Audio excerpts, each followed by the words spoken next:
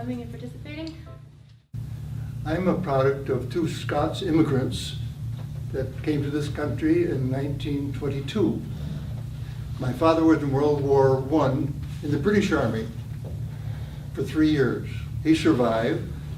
He worked on a steamship, a passenger liner, coming back and forth from England to New York. There was no work in Scotland when he returned after the war. So he saw what New York was like, and he compared that to Glasgow, Scotland. He said, well, I'm going to immigrate.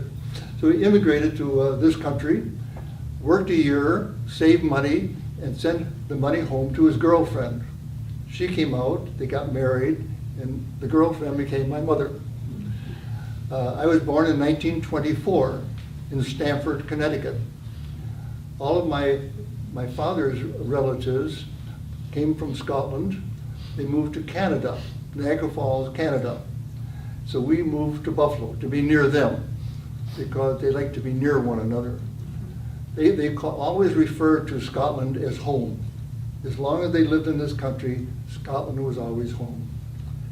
My aunt married a dairy farmer, and in the summers I used to go work on the dairy farm. And I learned a lot from watching what farmers have to know. Incredible. Because in those days they did everything. They grew corn and oats and wheat. They had pigs and chickens. They had 4 horses and a tractor with big lugs. They didn't have rubber tires in those days. I graduated from high school with a Bachelor's of Fine Arts degree. I was always interested in art. I always wanted to be an artist. I was drafted when I was 18 years old, 1 month out of high school. And I went to the draft board and they said, what branch of the service do you want? Can you imagine enlisting in the Army or the Marines? Oh, gee. So I chose the Navy, clean beds and good food. Right. Yeah. So I served my boot camp at Sampson, New York. That was like a vacation because I was a Boy Scout for 6 years and got my Eagle badge, and that required a lot of hard work. And so anyone I speak to that went to the Army or the Marines, I can't imagine going through that. So after boot camp, the Navy decided through testing that I was going to be a signalman. Ironically, my father was a signalman in the British Army in World War I. Wow. And he had taught me semaphore and Morse code. Now, I don't know how the Navy found that out. But anyway, I went to a naval training school at Sampson, New York again. In case you don't know where Sampson is, it's outside of Geneva, New York on Seneca Lake. It's now a state park. And there's also a museum for the Navy and the Marines, not Marines, Air Force, at Sampson, New York. And it's held in the only building that they left. That used to be the brig. It's a stone building. So if you're ever near Geneva, New York, it's a worthwhile trip to go there. After I finished signal school, they sent me down to Little Creek, Virginia, an amphibious training school. And they put us on an LCI, Landing Craft Infantry. There are the pictures of it on the table. And so we conquered Chesapeake Bay and learned how to load troops and unload troops. From there, they sent us down to Orange, Texas, and we picked up the ship that I was assigned to. It was an LCI, and it was 23 feet wide and 153 foot long. It had a 3-foot draft on the bow and a 4-foot draft on the stern. It was designed to be able to run up on the beaches, and ramps would come out, and 200 troops would unload from the landing craft onto the beach. From there, we went up to San Diego, and we trained Marines at Oceanside, California. And we picked them up spanking clean and gung-ho, and we dropped them off seasick and very, very sick. But that's part of the Marine training. It took me a while to get used to the ocean too, and some people, I guess, never get over being seasick. And on an LCI, it moved up and down an awful lot because of its lightness and its construction. It was designed not to go seagoing, but we went to ocean anyway. We went to from San Diego, we went over to Hawaii, and again, we trained troops up and down. And after that, we went over to Saipan, which is near Guam. We had engine trouble, so we missed a big invasion there where a lot of people were killed. But from there we went over to the first invasion in Saipan, not in Saipan, in Leyte, which is the first invasion in the Philippine Islands. After Leyte, we went back to Hollandia, New Guinea, and they changed us from a troop landing ship to a mortar ship. And they mounted 4.2 Army mortars on our well deck. It fired a 40-pound shell 2 miles. And we alternated high explosive with white phosphorus. And we started a mile from the beach and started firing those shells in. And while we were doing that, cruisers were firing shells over our head, and dive bombers were dive bombing on the beach. We would pull off the beach, and then the troops would land. And I felt so sorry for those guys that had to go into that mess. We did that in Leyte, Luzon, and Okinawa, and Aishima. Aishima was a place where Ernie Pyle was killed by a sniper, Japanese sniper. Okinawa was the worst invasion in the Pacific for fatalities. The Japanese, which were only 300 miles away from Okinawa, sent over 3,000 suicide planes. They sunk 40 ships and killed 9,000 seamen. Now on land, the Marines and Army lost more than that. So it was the toughest invasion in the Pacific. After 3 months, Okinawa was secured, so they sent us back to Pearl Harbor, and they started equipping us to invade Japan from the north. We were going to go up to the Aleutian Islands and come down. Someone dropped the bomb, they dropped the second bomb, and they sent me home. So they sent me back to San Francisco to a ship called the Elkhart. It was a big army transport ship. And that was on the road to be decommissioned up in Seattle. And the only time I ever worked on that ship sending signals or receiving signals was leaving San Francisco. And they asked, where are you going? And I said, we're going to Bremerton. And that was the only signal I ever sent from that ship. But prior to that, I sent and received all the messages that came on board our ship. There were 2 signalmen and 1 quartermaster.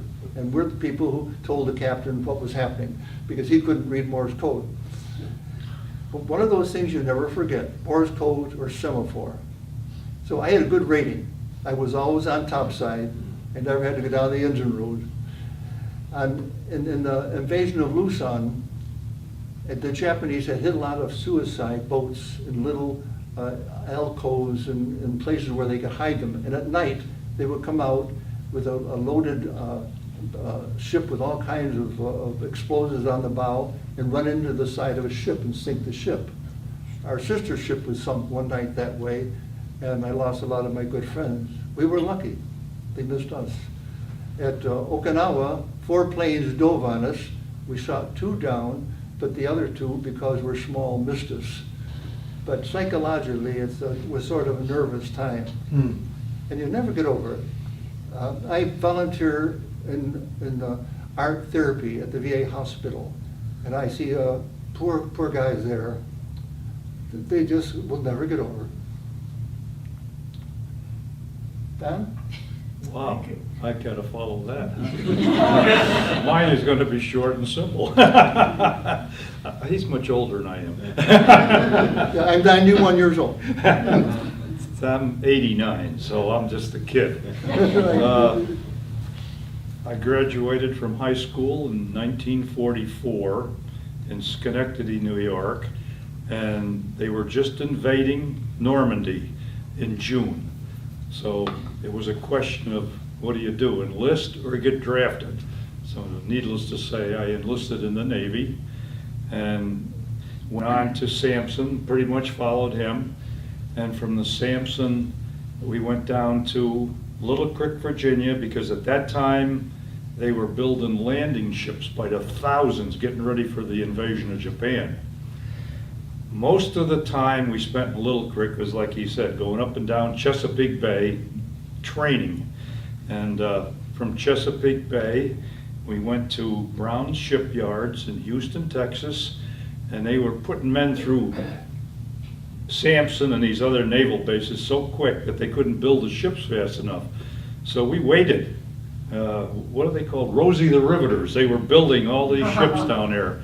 So we stayed down there in Houston and watched our ship being built. And once the ship was built, we went out into the Caribbean, went down into Cuba for training exercises, down through the Panama Canal, up into San Diego, sort of following his track. And that's where we'd put on ammunition and all that type of stuff, and went on to Pearl Harbor, and which I didn't know, being 17 years old. There was thousands of these ships being built for the invasion of Japan. So we went to Pearl Harbor, then I went out to Guam, and that's where we were stationed. And from Guam, we did our training all around. And then went up to Okinawa for the invasion of Okinawa, and as he said, that was a bloody deal. I was in Buckner Bay in Okinawa, and from Okinawa we were taking troops, tanks on. I was on an LSM, which was larger than his. You took infantry, right? Our ship would fit in their well deck. Yeah, see, we took tanks on our ship, and the tanks and the troops that ran the tanks. So we went up to Okinawa with the tanks and would come back and go back, and sometimes you'd take pontoons and that type of thing. But from Okinawa back to Guam, then all of a sudden we hear they're dropping the bomb. So what do? They dropped the bomb, we upped the anchor, and I was in charge of the maps on board of our ship. And the captain said, "Go get this map." Nagasaki. I'd never heard of it. That's where they dropped the bomb. So they sent our ship down around the southern part of Japan, up into the China Sea, and we landed tanks and troops at Sasebo, which is that's the port harbor for Nagasaki. And we landed the tanks and the troops, and they said, "Well, you got 2 days liberty while you're here." We didn't know what was going on. They had just dropped the bomb, so we went on liberty, walked all through the devastation of Nagasaki. The Japanese were more scared than we were, but I was lucky because you went ashore and already there were Army nurses ashore. We went to a big warehouse and they said, "The war is over, they just surrendered, so go to the warehouse, pick out a few items." And I picked up out a Japanese sniper's rifle, and I picked up a Japanese flag, and they said, "Well, the USO will send them back to your parents." So we did that. And then after we were there, we said, "Well, what's next?" So the captain says, "We just got orders, we got to go out into the China Sea. The Japanese just cut all their mines loose, they're all floating." So we had to shoot them. That went on for a week or so, because they didn't want the ships bringing the troops in to collide with them. And we did that, and then finally, things were winding down then. We went back to Guam, and at that time there was no rubber in the United States, because they were taking all the rubber and building them tires for the airplanes and things for the overseas. So they wouldn't bring the planes back to the States. They just put them in the water and sunk them. But they took all the rubber off of them. So we brought back on our ship thousands of tires to Oakland, California. And we said, "Well, we're back to Oakland, maybe we'll get discharged." We got word back to Guam, pick up more tires. So anyway, we did that 2 or 3 times, and then when the last time they said, "Okay, you're going to be discharged," we came into San Francisco through the Golden Gate, and then down through the Panama Canal again, up into New Orleans, where we discharged all the ammunition and everything, and the ship went into Mobile, Alabama, and that's what they told me to get on a train up to Lido Beach in Long Island. Is that where you got discharged? Yeah, That's where I was discharged, Yeah. Lido Beach. Yeah, that's so they gave you a couple $100 for all your work overseas, and put you on a train and sent you home. Thanks a lot. Wow. Yeah, but our ship wasn't destroyed. We gave it to Greece, and Greece gave it to Turkey, and they were using them as patrol boats all around the Middle East. But anyway, came home, got discharged, and that's the end of my story. That's I was in at 17 and out at 19, so I was pretty lucky. You know. I was able to use the GI Bill. Yeah, well, I used the GI Bill, went to college on the GI Bill. And the government has got their money back Yeah. many times. Yeah, but that's pretty much the story. It was an interesting time, let's put it that way. And I belonged to the VFW, the American Legion here, the VA and all that. So still get a lot of benefits. You know. What was your homecoming like? Homecoming? Well, I came home at 19 and my folks said, you gotta get to college. So I went to Albany Business College for 2 years and got a business degree with accounting. And after that, I went to work for GE, got married, had a family, and was with GE the rest of my life. So, and I retired, way back in, 88. So I've been retired a long time now.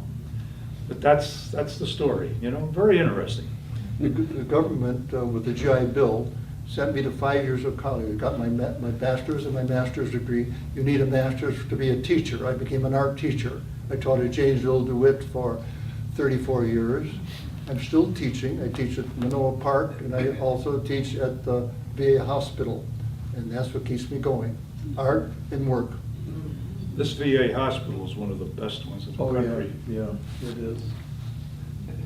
It cost the government $7,000 for 5 years of college.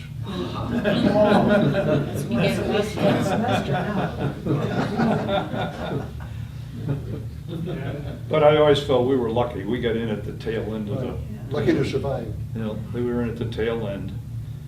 So Have you that's, been down to Washington and seen the War Memorial? yeah, I have. You ever heard of Honor Flight? Honor Flight? Honor Flight? Yeah, we took a bus load. Oh, There- yeah, right. There was a bus load went down. It was the senior center or the, That was very touching. Yeah, I we love stayed overnight. the way they've done it, the oval. incidentally, my grandson works for the Navy Department, right down there now. So he sends me pictures all the time and things. I said, you better behave yourself. It took them a long time to build that memorial. That's right. Yeah, that's right. A lot of people who Yeah. really deserve to never got to see it. But I really think the bus trip is better than the airplane. You go down on the Right. bus one day, stay overnight at the Baltimore Harbor, and then you get to see everything, you know, and then come back the next day. What was a day on the ship like? On ship? What was it like to live on a ship? Well, if you're not bothered by claustrophobia, because our bunks were four tiers high, 18 inches apart, in a hole with no porthole. And all the air you got was pumped in with a fan. And you'll learn not to But- sit up real quick in. Yeah, that's right. You don't sit up real quick. When you're a teenager, you can endure that. Yeah. Right. Oh, yeah. But being on a small ship, like a landing craft, there's only 50 people on board. I don't need it, I'd most likely 20. We had 24. Yeah, we had 50 on our ship, and. That was the crew you're talking about. Yeah, the whole crew was We had 50. 4 officers. Yeah, we had 5 officers. And really, you never had to dress up. You know, everybody was in their jeans all day long. You had really no authority. The captain, you couldn't tell him from a seaman hardly, because it was just one big family. But we had good times too. We went into Guam, and by a landing ship, you know, you go right up on shore. We were known as alligators, right up on shore. We'd have a nice beer party. See, we didn't have beer. We had a captain that liked to drink. So You had you a could do a lot question? of things that the big ships couldn't do. They had to anchor way out, you know. When you went up to Chesapeake Bay, did you ever go up the Elk River? Pardon? I said, when you went up the Chesapeake Bay, did you ever go up in the Elk River? No. Just one, No. because I. We went out to remember Cape when I- Hatteras, and that's when I really learned to get my sea legs. Oh. What I remember about Chesapeake Bay was the fact that the fishermen all got furious at us. Of course. Because we were going ashore and ripping up all their fishing nets and all that type of stuff, you know? Yeah. First, I want to thank. But I still don't like that area. Little Creek and Norfolk, they hated the sailors, there was so many of them there. First, I want to thank you both very much for your service to our country. the greatest generation brings tears to my eyes. I'm a product of the greatest generation. My dad is 96 and he was Navy, and he is still active just like you both. Yeah. And he lives in Florida. Yeah. But my nephew is just about ready to depart with the Navy on a 9-month tour. And I was reassuring his wife that communication is a lot different today.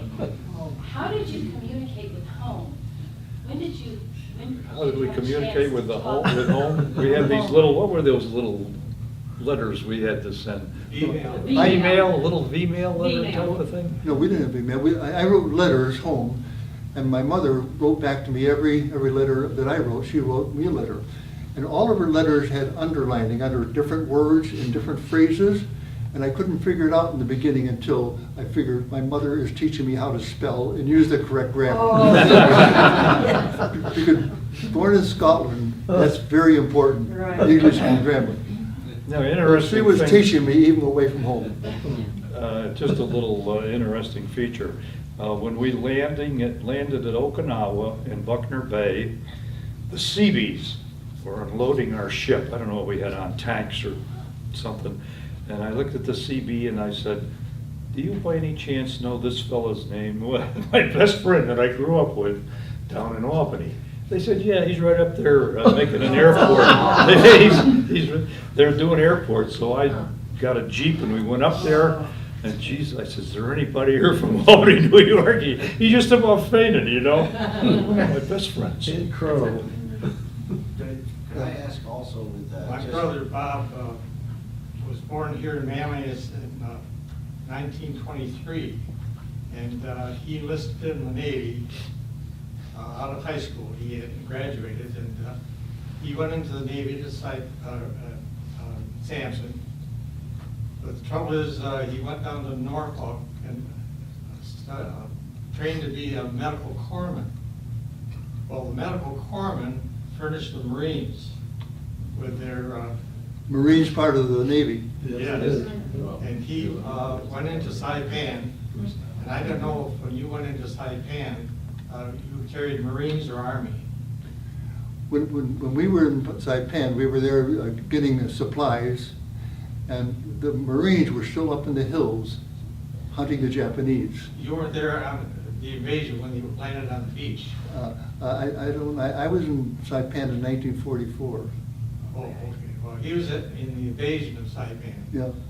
And Well, they were still hunting the Marines. I mean, Yes, the they Marines were. were still hunting when we were he there. wanted to be in the Navy, be on board ship, and ended up with the Marine Corps, which is the place he wanted to be.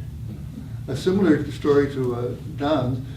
Whenever I went into a harbor, I would get on the light. I sent Morse code by a light, and I started calling different ships around just to have a conversation. And one of the ships I called turned out to be one of my neighbors that lived on the same street that I lived on in Buffalo. Oh, my God. So we arranged to have a get-together in Honolulu. You were speaking of Saipan, one of our members who is not here today, Ed Rosovic. Oh, yeah. He was in the Marine Corps and he Yeah. landed at Saipan. He Yeah. got wounded and a few other, he was Yeah. wounded twice. And I told him one day at lunch here, I said, "Ed, I've never told you this, but I want to, thank you for what you did in World War II." And he said, "Charlie," he said, "I was really young and very stupid." Weren't we all? That's what I wanted to I thought that was probably a pretty good thing to be, when you were doing that kind of stuff. Yeah, that's right. That's right. Assault troops, geez. Well, in Hollandia, New Guinea, the Japanese used to come and watch the movies at night. In the hill, they wouldn't Yeah. be known. Oh, And they used to steal food. So they were still in Hollandia because the United Forces, they landed in Lae, in Finch, New Guinea, and they skipped the whole rest of New Guinea and landed in Hollandia. So there were thousands of Japanese still trapped there. A lot of them starved because they wouldn't give up. It was against their honor to give up. Well, just recently, they found. They found one They still did. holed up in a cave. Yeah. Yeah. And he didn't know the war was over. Jeez. What, and everybody said, which war? And he was in good health. Going through Nagasaki, I don't know who was the most scared, we or the Japanese, you know? were just Just kids. dropped the bomb and they Just were, kids. oh boy, they didn't want to be around us at all. And Mm. we just wandered all through those, Oh, where it the must have been buildings were terrible. demolished and everything. And never gave it a thought at that time because they didn't have the slightest idea about radiation. Yeah. Right. And to this day, I have to go to the VA once a year and they take a blood test. And I told them the last time, I said, I'm not gonna die of radiation at this age. I'm gonna die of something else. You had a question?